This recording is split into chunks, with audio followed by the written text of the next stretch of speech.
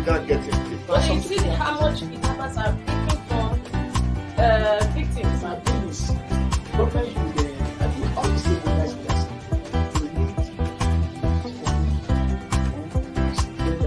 get that, and I think we get that.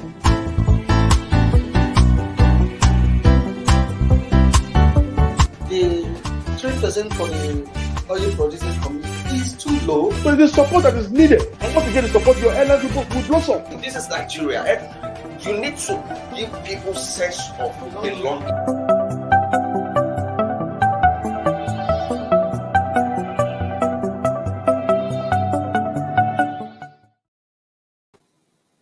Good morning. It's Inside Nigeria, the midweek edition. Today, November 24, 2021. My name is Bode Bradibo, and of course, as usual, I'm not alone. I'm with my co-anchor, Winifred. Good morning, viewers out there, and thank you so much for being with us on another midweek edition of Inside Nigeria. It's a pleasure on today's program.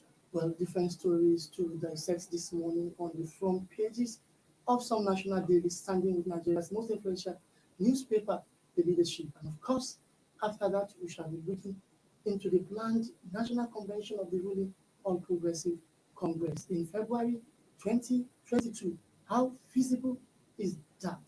A member of the party, our chieftain of the party, will be talking to us on that matter. And don't forget the NSAS panel reports of Lagos State is still raising dust.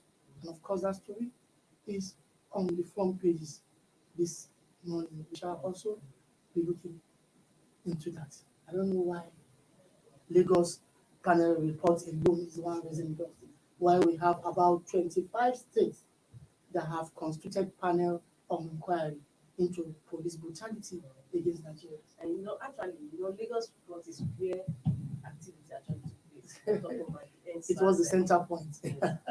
So it's expected that it's going to contribute to Quite expectedly, yes. The federal government, through the Minister of Information, Lai Mohammed, actually described that report as fake news. And that it was full of errors and shortage of resources. Well, we'll do that at the right time. Let's start the newspaper review segment with Nigeria's most influential newspaper, The Leadership. On the front page of Leadership this morning, Lagos NSAS panel. Civil society organizations divided over federal government dismissal of report as fake news. Lagos NSAS panel.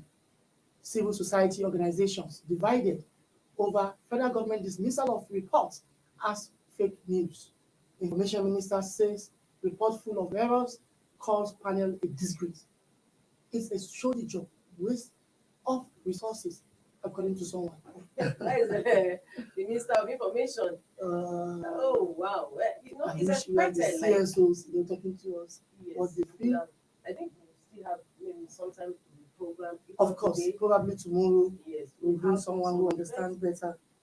Yes, but you don't expect that it will be a perfect work in place. You understand?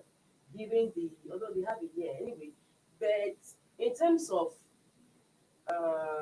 shoddy, yeah, there was a little bit of untidiness too that I saw after 1 year of sitting. Yes, they couldn't go. For instance, the MD, the doctor, Reddington Hospital, they interviewed him. And he admitted that there were 99 corpses on plane in their mob. But he doesn't know where all of them are from. I expected that truly the panel would be victim of accidents or any other thing. But that they were brought in virtually the time the NSAS protest occurred took place. I expected they should have got a forensic impact, but not maybe autopsy of some of those corpses. Truly, I expected that. Probably further, and to my dismay, because I was following up on their parent sittings, they called for a break. I can't call for a break at this point in time with this disclosure you just had. And even in their report, they said they just didn't want to go for it. They won't go for that. For me, my take is why the federal government is speaking on Lagos NSAS panel reports alone, because you have about 25 or 26 states investigating police brutality. Why can't you wait for all of them, according to you, to turn in their reports and see what you can do? the Minister of Information said yesterday, it seems the federal government is not interested in dealing wounds.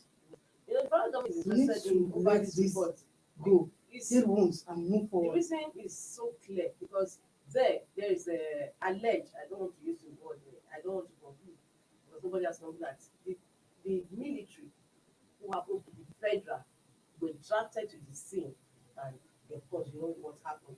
That's alleged anyway. And so you What know is alleged? admitting What it is now, alleged? Now, soldiers went there. yes, the No, no. soldiers actually went and It's there now. The killed team, that we see them. They admitted they went there too, unarmed on the invitation of Lagos uh, State government. unarmed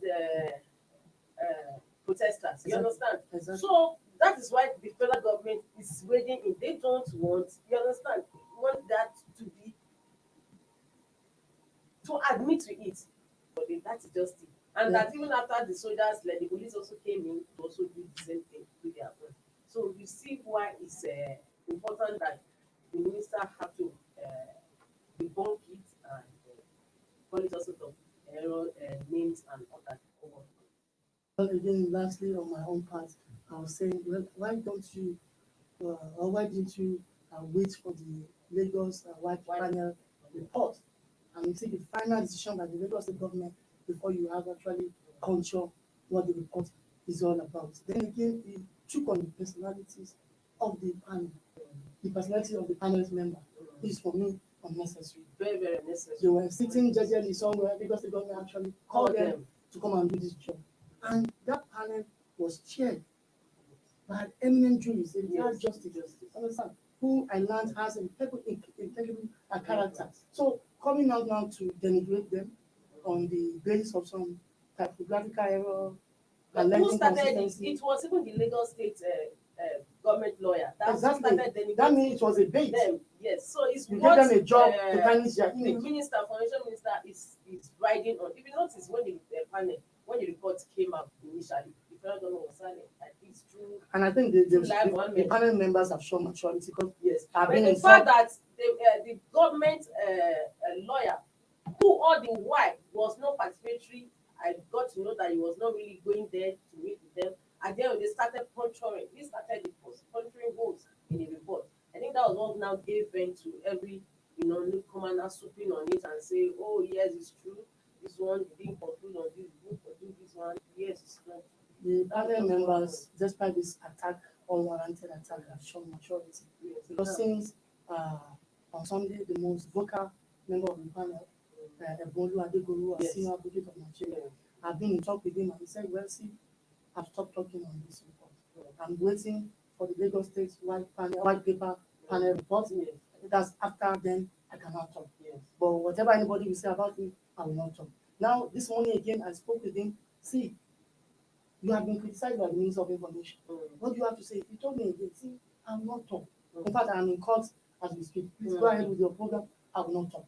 I will not talk. So, for me, maturity. exactly, they've not engaged in some altercation with the government people, which for me is maturity. And so far, too, I've not had anything from the chairperson of the panel. She has maintained her cool. So that is maturity. So because efforts have been made, especially the government lawyer, to denigrate them, cast them in a bad light. Remember you also mentioned that they were given about 800, they used about 800 million sitting allowance just that year. It's uncalled for, honestly. It's unwarranted. The attack is unwarranted. It's always like the Nigerian system. All right. We need to move away to our sister publication, the National Economy. National economy. The national economy today, federal government is to spend 200 billion naira monthly to cushion the effect of subsidy removal. Federal government to spend 200 billion naira monthly to cushion the effect of subsidy removal. And the rider says removal must be accompanied by aggressive reform efforts. World Bank test Nigeria. And Erufai, that is governor of Kaduna State, Erufai says state governments will support total removal of fuel subsidy. That's national economy. Well, this, I think, was a briefing. No, not a briefing. I think a revelation from the Minister of Finance, Dr. Zainab Ahmed, yesterday at the World Bank event here in Abuja, where she told the World Bank that Nigeria it was actually ready to remove fuel subsidy from the middle or first quarter of 2022. And consequently, there will be 5,000 transportation allowance to 40 million Nigerians considered to the poor of the poorest, Uh, or the poorest of the poor. yes, the federal government should go about it already because this first subsidy remover to remove or not to remove has been like a sort of Damascus hanging over the head of Nigerians over the years. And you understand, we are going to remove it, we are not going to. They should just go No, ahead. it's not even enough to remove subsidy. You need to tell people why you are removing it, even though we all know that it's fraught with corruption and it's unsustainable. We need to remove it. But then, how do you cushion the defects? They told us only 40 million Nigerians considered to be the poor of the poorest, or poor of the poorest, poorest of the poor will take a 5,000 transportation allowance. True, maybe they will use the social whatever register to do this, and we are not sure how credible is that This- register. This 200 billion monthly, they are projecting to push on the effects of. Yeah, it's far less compared to our amount we You will be spend on surprised that fuel it subsidy. will be looted. That those that is actually projected, they are not going to get it. You saw at the end of the day, how many No, more are we they can't say it will be looted. actually going to be giving? When we say it will be looted, we are accusing them ahead. Okay. You understand? But already I'm questioning something. The register they will use to pay this money to poor, The poorest. yes, how do you know them? Why the poorest? Exactly. The poor Or of it the will just poorest. be a Actually, means of do they control. do they bank? Do they bank? Of course, we have the largest population that remain Of unbanked. Nigerians. So, and are they you say not they will going to transfer give the them? money. So are you not going to give They need them? to convince Nigerians about So, the modalities That's just to what be it's all about. adopted So because in they making don't the bank, the payment. poor of the forest don't bank. They we have a large number of unbanked Nigerians that don't go to bank. Most 70%, if not more than, of the poor live in the rural areas. So a lot of things needed to be done because even the So how are they not COVID-19, going to channel the money to them? So it's better they don't let them not even budget. You can go through other means. You don't have to send the money to them. They say there can be other social how do services. they know them? This register, we don't know how Social credible it services is. that also can be done. Remember the COVID-19 palliative? The ravages It was on basis of man no man, people close to their party, things like And if that. not for that, Even the Nissan microfinance COVID-19 loans were not given to people that really needed the money. It was given based on people they if know. not for that endsars protest, how do you call it, hoodlums took over it. And at the end of the day, they started breaking it up. Whereas we would have known that there were so many foods stored up. Even most of those Palliatives, were not for COVID-19. Some That they said they were for personal. palliatives. Some were personal. Some were personal. No, honestly, some were personal, and the whole thing was unnecessary. But then, how do we? Very, very unnecessary. But they Yes, were food stores they were hidden. Yes, that have been warehoused for a long period of time, and they were not even going to give it. At the end of the day, most of these foods would have just turned bad. Like I heard some situations whereby they broke into all this, all across some of the parts of the country, and the food were already bad. Gary was already bad and all this stuff. So it's sad. So there's not even left to me personally. There's no need for even the 200 billion subsidy pushing effect because at the end of the day, the poorest of the poor cannot access any of the funds. well, let's see how this will actually play out. Many people tongues are wagging already because they said we might buy fuel a little over 300 naira per liter Yes. from the middle of 2022. I hope that does not happen because State governments are already in support because they met, I think, possibly early this year or so, and they were already. it will be more money for their own allocation. They believe geared up the for it. subsidy is taking a lot from what they are getting at the end of every month. And yes, it's very good. Then we've been talking, there's been talks over the years, talks of subsidy removal to be or not to be. Like I just pointed at the beginning, that it has been like a sort of Damocles hanging over every one of us, our heads. May not fall down. Let them just do it once and for all. Let's just see how it goes because this first subsidy, but it's not enriched the already rich people. Those are important first to the country. So what happened now? They are still undergoing trials under EFCC. For many years, Just forged, it's all drama. Latin, they have a way of Motion without movement. going about manipulating the processes. At the end of the day, you are paying them money for what they did not actually do, not important. So it's better they remove it. So at the end of the day, let's see how it goes. All right. We need to go on a short break. When we come back, we'll continue. We'll be right back.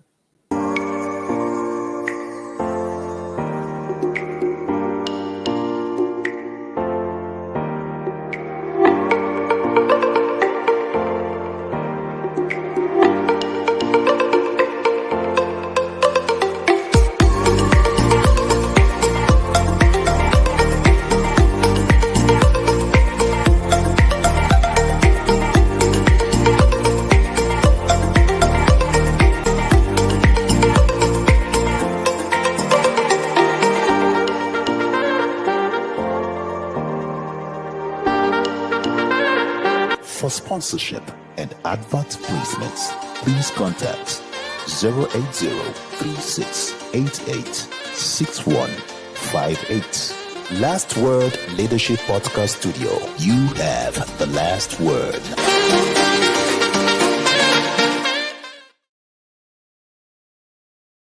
Inside Nigeria, keeping you informed on what matters.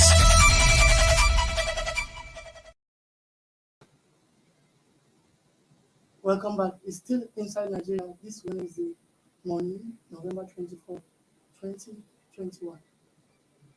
Well, we have Vanguard as the next newspaper on our menu this morning. And of course, on the front page of Vanguard this morning, killings, Imo government, killings, Imo governor battles army over burnt houses, shops.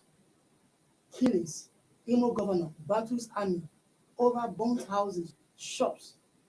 It's an appropriate response. It's not an appropriate response. Uzodinma orders high-powered investigation as government burn Imo police station, kill cop. It's not an appropriate response, according to Governor Hope Uzodinma. Orders high-powered investigation as government burn Imo police station, kill cop. Well, this is one story too many in the last 3 days. All these killings stop. Well, I don't know. I think that question should go to the government, which is constitutionally responsible for security and welfare of citizens. In the last 3 days, it has been one killing or the other in Imo State. And I remember yesterday, the Imo West Senator and the immediate past governor of Imo State, Rochas Okorocha, raised a point of order on the floor of the Senate, drawing attention to the killing spree in Imo State. Every day, killings. But why Imo especially? I wouldn't know. You remember when a correctional facility was attacked and inmates were afraid? Remember police formations were attacked. In fact, in all the attacks in the southeast, Imo has been the center of it. Yes. I think it's the worst hit. It's the worst hit. So I don't know whether this is related to IPOP or this is just related case situation. But what is important is what's the government doing to bring peace, lasting peace back to the state. Well, we're supposed to be joined by Angela Unko-Apolu, leadership correspondent in Imo State, to provide insight or updates on the security situation in Imo State. While we await Angela to join us from Owerri, the Imo State capital, we will move forward to the next newspaper. THISDAY. Winifred, what do we have? THISDAY newspaper. THISDAY says World Bank, federal government states will be able to pay salaries in 2022 if fuel subsidy is retained. World Bank, federal government states won't be able to pay salaries in 2022 if fuel subsidy is retained. Gary, as NNPC and GNP says, NNPC may start invoicing the Federation to maintain subsidy. Finance Minister reveals plan to introduce transport grants for vulnerable Nigerians. L5, despite oil prices rising globally, there is no windfall. That is on this today. It's a portfolio of stories on this front page. Well, it's not different, though from a different angle from our national economy story.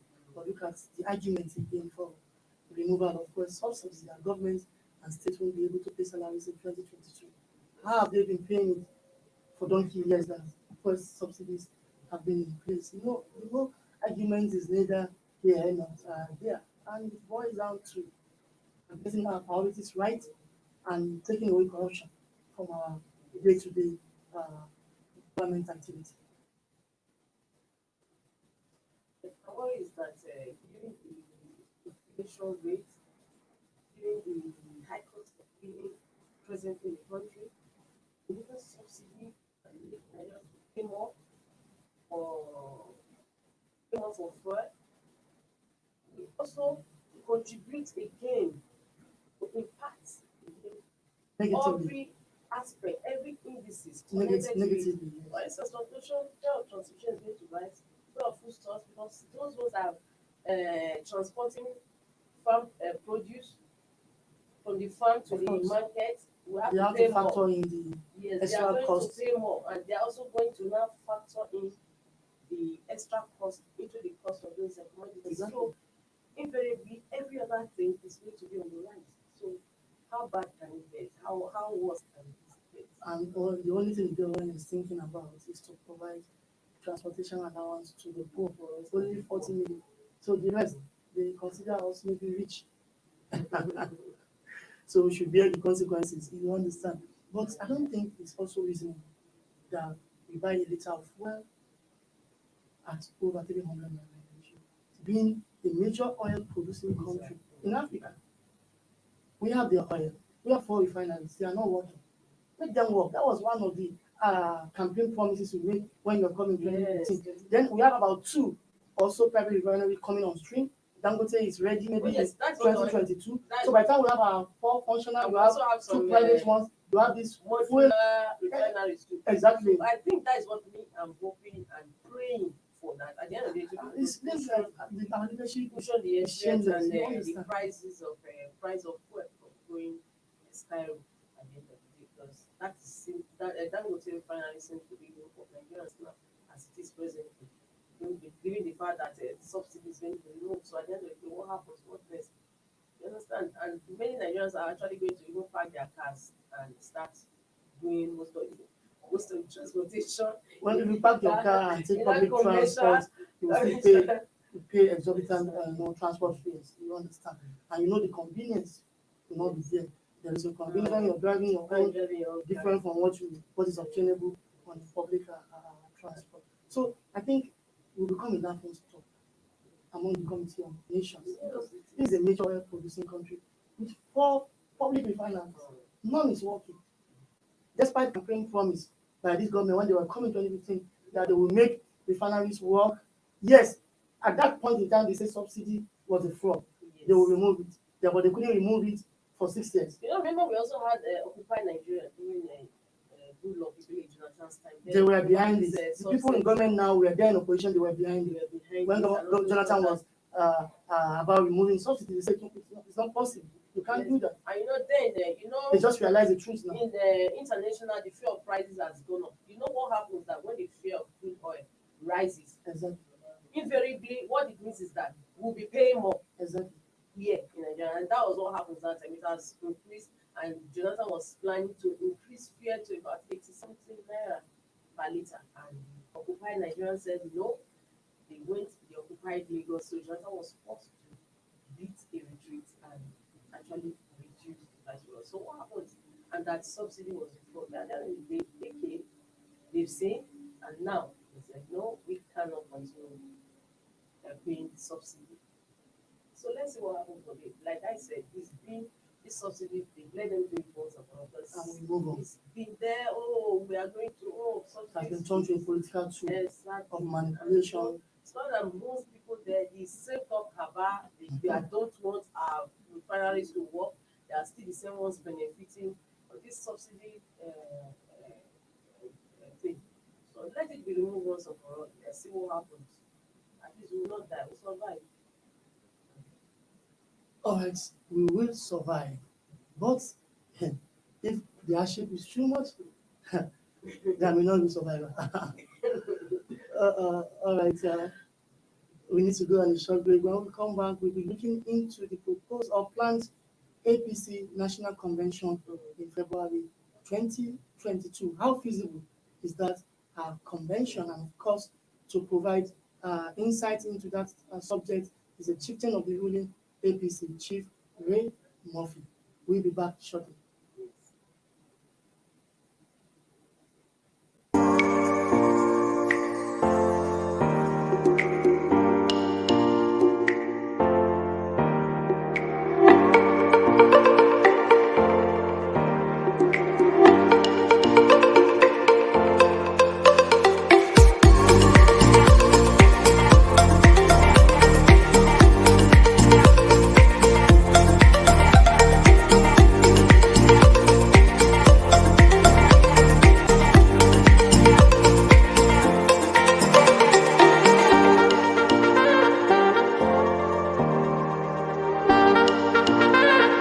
For sponsorship and advert placements, please contact 080-3688-6158. Last Word Leadership Podcast Studio. You have the last word.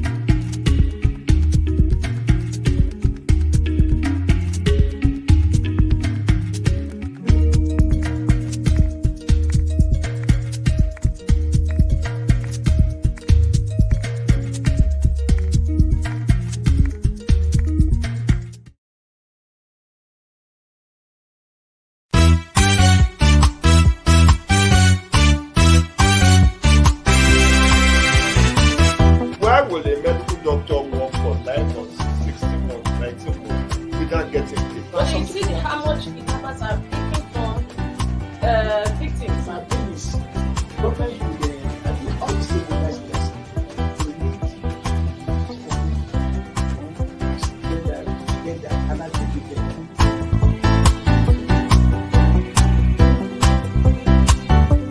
The 3% for the oil producing community is too low. But the support that is needed. And once again, the support your airline people will blossom. This is Nigeria.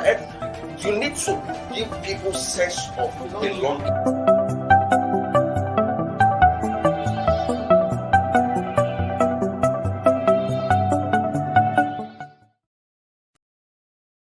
Inside Nigeria, keeping you informed on what matters.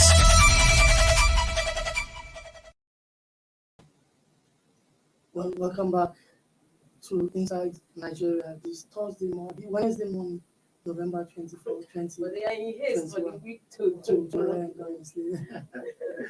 All right, we have been joined by Angela Unko Apollo, in the state. Come to us from Owerri. Good morning, Angela. Good morning, editor. Good morning, beautiful. Thank you for having me. Thank you so much. How is our Owerri this morning? Peaceful as usual. Oh, peaceful as usual. You said? You said peaceful as usual. Oh, well. Let's say I'm declaring what I want as a Christian. Oh, well, it's peaceful. The incident occurred in somewhere they call our Mama in Oru East, but Owerri is actually peaceful. It's always been peaceful. Okay. So all the crises we read about in the newspapers happens outside this capital. Owerri. Yes, it happens outside the state capital. You would remember there was an incident at Oguta local government somewhere in Izombe where a community was almost wiped out in the case of what happened in our Mama some days back.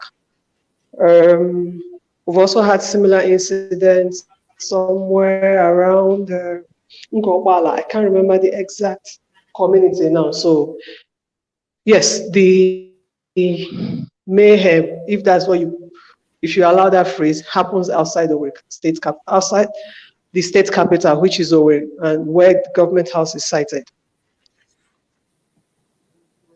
But is it that this security in Owerri? Is that why? Well, that's where incidents.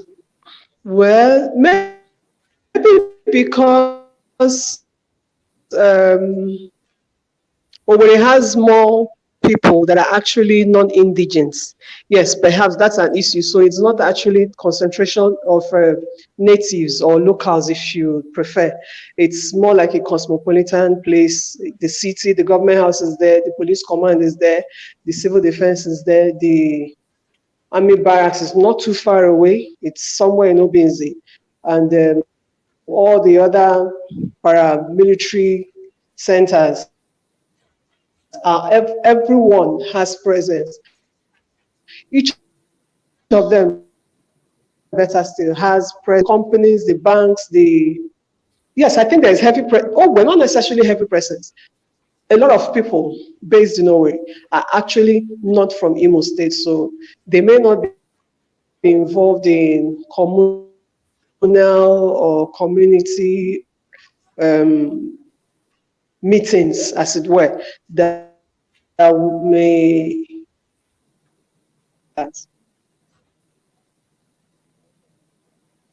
All right, Angela, let's come to the specific issue at hand. The issue of alleged army attack on the village you just mentioned earlier, Awamawa or something. Now, you can see on the front page of the Vanguard newspaper, the governor is not happy, but the army denied. In their statement I read yesterday, they said they only responded to a distress call. So, as we speak now, what's the situation of things in that village and in Imo State as a whole? Well, yes, the incident occurred at Awamama. It's in Oru East local government. I think not too far away from the state governor's country home, actually. Unfortunately, it's like a pattern that is playing out in my state. There is an issue with gunmen, and somehow, if the gunmen bolt away, if they run away, the army men, quote and unquote, have this system wherein they come for reprisals, and in the process, they level the place. In the case of Awamama, yes, the military guy was controlling traffic according to reports, and then these gunmen stormed the place, and in the process they killed one, and of course they escaped. They ran away, but in response, the military guys would just show up. Of course, they have denied it, but of course there are the natives didn't call police, they didn't call civil defense. These are people that ordinarily maybe come by maybe snacks or something in the course of discharging their duties. So it's not as if they don't know them. They came and no life was lost. They didn't kill anybody. I think so. I haven't reported any. But in the process, they leveled community, a whole community. It was a traumatic sight to see women, to see children running, minors, running to nowhere exactly on that fateful day. And it's been like that. It happened in Awamama some months ago. I think about 2 months ago, it was the same scenario in Oguta.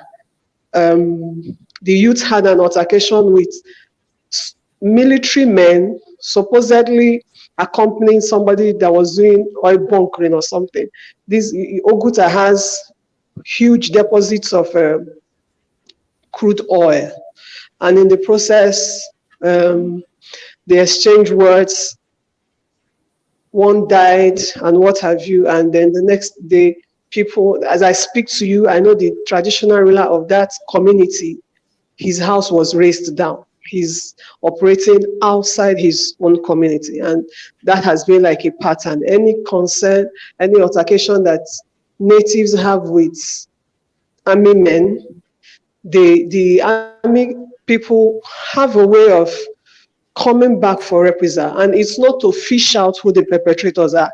It's actually to inflict pain on innocent people. A whole lot of people are going to start thinking of how to build houses, especially in this time that inflation is not exactly very nice.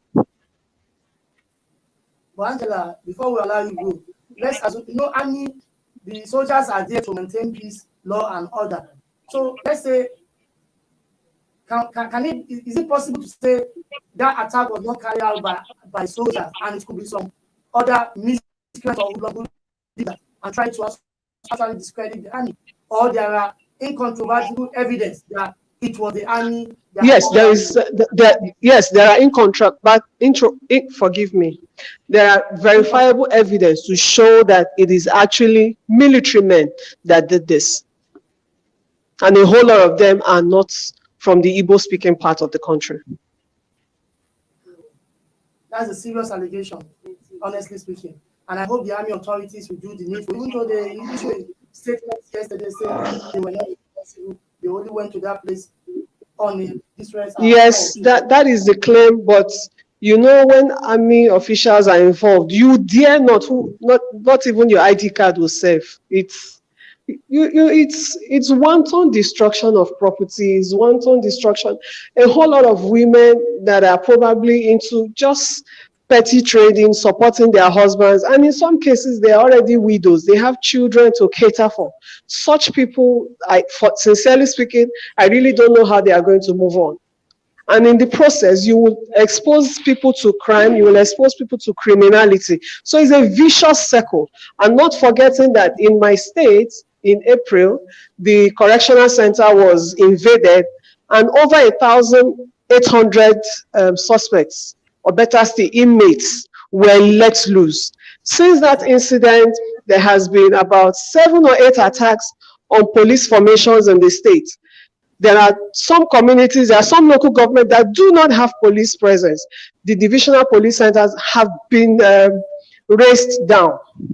So what it means is that there is heavy security presence. Police have to come from the police command. They would go for, there's a word they use, patrol, yes.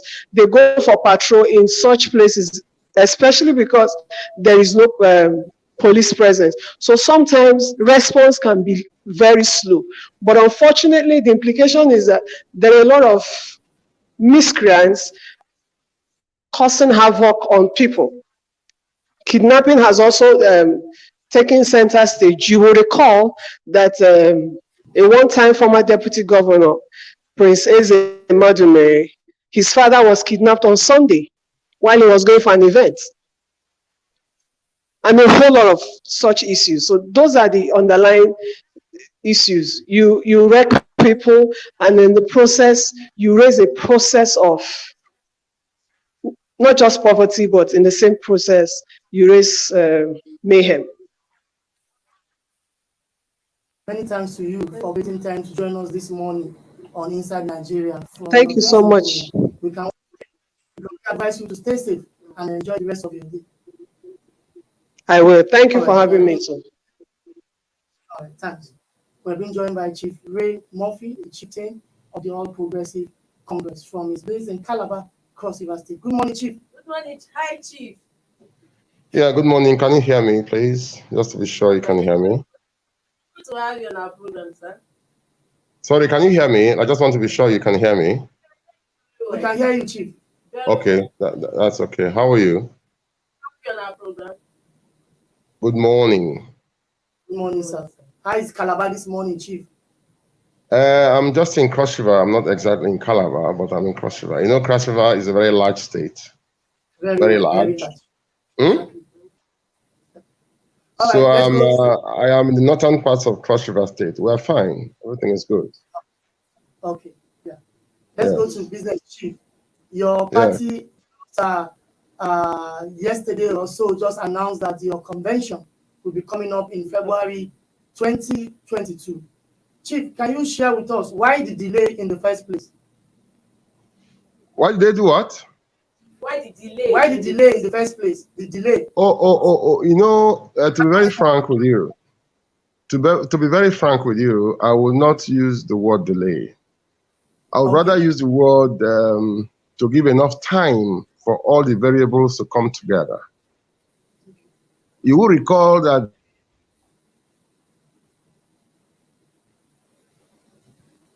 there are those process appeal committees include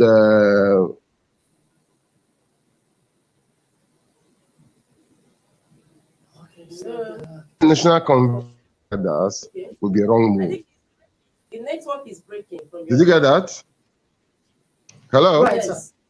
Right, sir. Yeah, so to enter a national convention without giving enough time for peace building would not be a good move. So I think that the people who set up the date for February are very mindful of some of the issues involved. So I think it's a good thing that there's this time to build consensus, because the more time you have, the more likely it is for you to have a consensus without resorting to conflicts. So I don't agree with the word delay. I agree with the word, it's timely, it's a good time, it's a good plan. Thank you. Okay, so are you not worried that as we speak, there are so many of the states, about 22 or so, you have faction congresses that took place? Yeah, that's why we speak about allowing time. Let me tell you that I have been involved in congresses for quite a long time, and there are very few congresses that you have that people, being Nigerians, that will lose and not resort to some kind of brinkmanship. The so-called parallel congresses exist, quite frankly, only on the pages of newspapers, and I'll tell you why. You know, to have a Congress outcome, you must follow a certain process.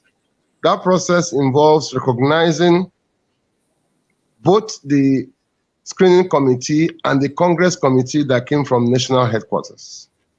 If you didn't go through those processes and go sit down in your bedroom, or your wife's bedroom, and then you come up with a list and say it's a parallel structure, that is actually overstretching that imagination. You can't have a parallel structure without going through a recognized Congress committee. So those parallel structures in reality do not exist. Beyond that, we've also gone through appeal committees. I have been chairman of appeal committee. In fact, I was chairman of appeal committee to Niger State. And I can tell you very frankly that even though I read there's a parallel structure in Niger State, that's not true. Because when I sat as appeal committee chairman, not one person came forward to complain about the congresses. Not one person. Not one person came forward to complain about not being given a fair chance. So, but people go sit down somewhere just to get media attention and get noticed by their benefactors. They go and say that they have a parallel structure. It doesn't exist. That's the truth. Even in Cross River State, where I come from, some people went to a hotel room, put a banner on the wall, and declared a Congress, and then came out with the result and said that the Congress, the parallel structure. If you ask me, if it's not for the fact that some of the people who lead the party are a little bit faint-hearted, I would ask that those people should be asked to answer questions on impersonation, because they're not parallel structures at all. I hope I have made it a little bit clear about these parallel structures. You need to have very clearly a process that produces a structure. You can have, by way of analogy, you cannot have a person who is not a doctor, who is not working in a hospital, come out and say, I'm a doctor. That's called impersonation. No training, no processes. Even though we know that people come up today and say, I'm a pastor, when they have not gone to a Bible school, or when they have not been ordained, but we can't do that in a party. You can't wake up from your house and say you're chairman of the state. Same thing. Right, thank you. The February date for the convention is not too far again, just about less than 3 months, less than 3 months from now. So, and that time, February 2022, will be about 6 months away from party primaries, according to the INEC timetable. Party primaries and some nearing, campaigns ahead of the 2023 general election. Now, will your party be able to survive the challenges, the workload? Because there could be crisis arising from your convention. Now, you now take that crisis very close to electioneering period. Will you be able to actually deal with that when the time comes? My dear sister, let me say this to you very clearly. It is only in Nigeria that will start electioneering when election season has not started. The fact is that we are just about 2 years into a term. The people who are in power should govern. They shouldn't politic. Politicking should come close to the electioneering period. I think that APC got it right in this regard. Simple fact is that when you start these processes, you're distracting from governance. And this is a time when this country requires governance. We are at a period in our lives when we require governance. You must agree with that. And you must agree that it is not good enough to throw away 2 full years of a tenure in the effort to put a transition or to create new tenures. My view and our view is that our party got it right. We should delay these processes as much as possible to allow those in power now to have an opportunity to govern. Because once you start the processes, it becomes a distraction. Now, I must tell you very clearly that 6 months is more than enough to put a party together. I repeat, I've been involved in congresses and stuff. The last national convention of the APC, I was the chief of staff of the convention. I have been chairman of Congress committees as far back as 2002. I was chairman of Congress committee in Borno State, 2002. I was a secretary of a Congress committee in Anambra State, I think 2000, that produced Tony Moye and all of that. I've been involved in this thing for donkeys. And I can tell you, it doesn't take anything. All it takes is for the party itself to be organized, know its members. A congress, a convention is simply what it is, a coming together of party men. We do 8-grade meetings every day. We do town hall meetings every day. What makes you think that a convention is such a big deal? It is not. It's simply a getting together to feel the pulse of the party people as to who the direction of the party, and if it's for congresses, elective congresses, it becomes a period to feel their pulse on who their candidates should be. So 6 months is more than enough, in my view. And again, between now and that February time, we have enough time, like I said, to consolidate and ruffle feathers and assuage those who felt they did not get the best outcomes. But remember, in every contest, there has been winners and losers. Thank you so much. Now, the issue of primaries has become a bone of contention between governors on one hand. Sorry, let me get that again. Let me get that again. Issue of what? It's direct primaries. Yeah, direct primaries, yes. Yes. I can hear you now. One bone of contention between some governors on one hand and lawmakers on the other hand. So what's your view on that? It's a very simple thing. A direct primary is an opportunity to ask every party man his opinion. An indirect primary is an opportunity to ask only delegates their opinion. Some people will prefer to deal with delegates. Some people will prefer to deal with every party man. Both processes are legitimate. If you want to deal with delegates, fair enough, delegates are elected.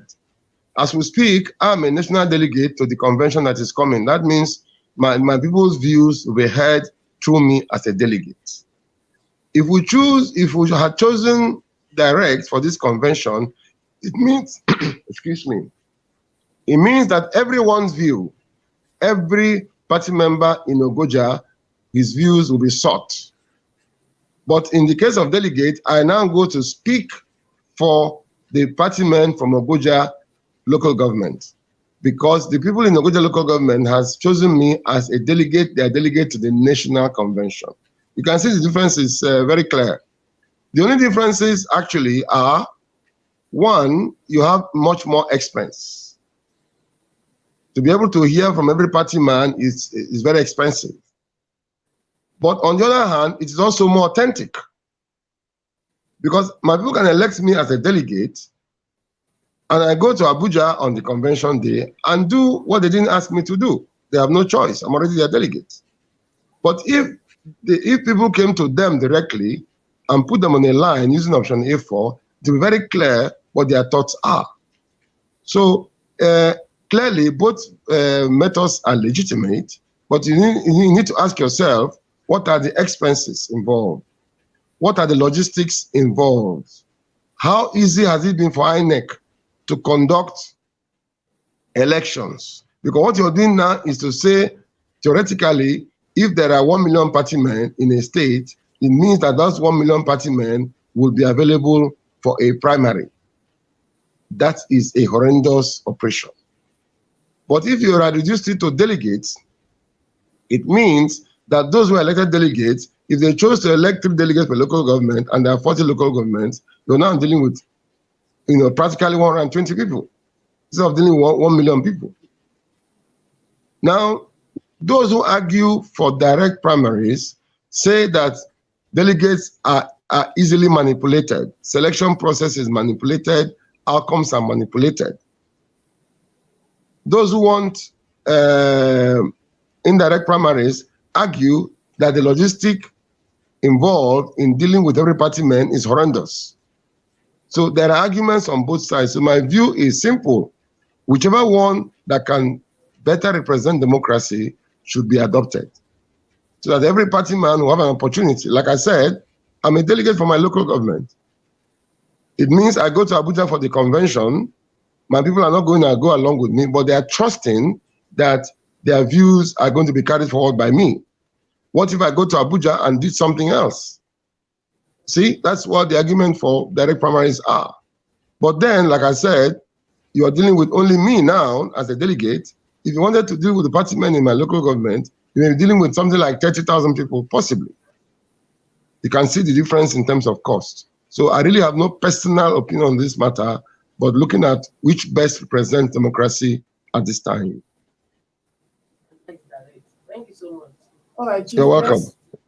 Away from politics and talk about the column you wrote in Leadership yesterday, just yesterday, on our back page. You wrote about the drug abuse and the NDLEA fight against the menace. But then sadly, you raised a very important issue about sidedness in the recruitment process of the NDLEA. So how do we stop this? Because NDLEA is a critical agency in the fight against drug abuse, and you praise them very well for what they are doing. But sadly, you say the last recruitment of narcotic officers, 80% of the intakes out of the 1,000, 80% was in favor of the North, while the whole South got only 20%. How did we get here, and what out? My brother, I can say this to you very squarely. If you don't have participation, you're already failing. Let's settle that one clearly. If you look at the statistics of drug abuse, the preponderance of drug abuse right now tends to be in certain places, including Lagos, including Port Harcourt. Let me just stop with that. The percentage of drug abuse in Lagos is higher than the percentage of drug abuse in most of the northern states. To be able to checkmate drug abuse in Lagos, you cannot bring someone from Borno to come and checkmate drug abuse in Lagos. You should know that. Very simple. You have to bring those who understand the people, who speak the language, who know the terrain, and who can have easy access to intelligence. So first of all, the idea that you are recruiting people who are not themselves the direct victims of drug abuse to fight drug abuse is a misnomer and a misunderstanding in the first place. Without proper participation, you're not going to have a success. That is number one. Number two, I am one of those who find it a little bit funny that when you look at the school results, look at the WAEC results, NECO results, JAM results, look at admission outcomes, there are more persons from southern Nigeria who are graduating out of institutions. But when it comes to employment, you find that certain Nigerians are usually not qualified. That itself is a misnomer and is not good enough. Then the third one is a very simple fact. You know, exam results is actually a function of competence. No matter how many people say that they are sorting, there is other variables. The truth is that exam results tend to be a tendency of the actual. Now, how come those who do well in exams, who have shown mental capacity, mental skills, you leave them and employ those who have no such mental skills? How could such persons now be able to deal with the high tech, with the intelligence, with the savvy, let me use that word, savvy, with the street criminality that are displayed by very, very intelligent drug couriers and drug industry? If you were to ask me, I will tell you that the recruitment of NDAA should actually reflect drug abuse. If Lagos is a point of entry and a point of export, then more Lagosians should be recruited into the agency. If Port Harcourt is a point of abuse, a point of consumption, more indigenous of River State should be employed for that purpose. Once you miss that, you are going to lose the drug fight. It's as simple as that. Now, apart from the NDLEA, if any of you were privileged to read the outcome of the FCTA list that I think came out yesterday or thereabouts, you see the same tendency. We live in a federation, we live in a federal government, we're on a federal system, and there's federal character principle. So those who trample on federal character principle are trampling on the unity of the country. It's as simple and as straightforward as that. And until that mindset is addressed, our federalism will remain fragile. It will remain a fragile system because you know how to gain compliance. You gain compliance by participation. If you take a decision and invite people after you have taken a decision, they tend not to be as committed as when they were part of the decision-making process. Are you getting me? Yeah. Hello? Yes, right, go ahead, sir. We are hearing you. Yes, so my point is very clear that those who run this system should understand that this country stands on several legs.